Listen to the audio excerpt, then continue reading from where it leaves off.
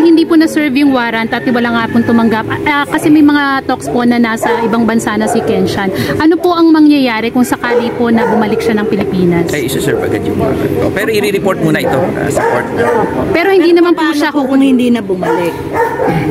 Hihintayin natin siya makabalik. At, wala of po. course, meron pa po tayong mga gagawin, pero hindi po namin pwedeng sabihin. Wala po kayong pagkilos sa Bureau of Immigration para ipakansila ang kanyang passport? Of course, we will do everything po.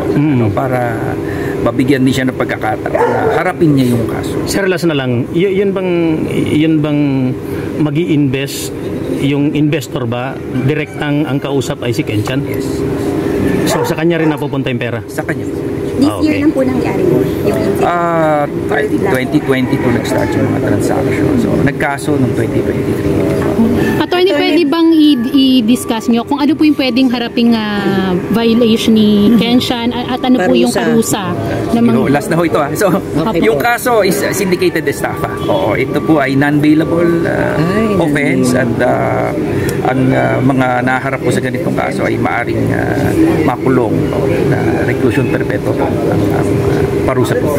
Wala pong pakikipag-usap. Wala pong pakikipag-usap na negosasyon para i-settle out of the court yung kaso.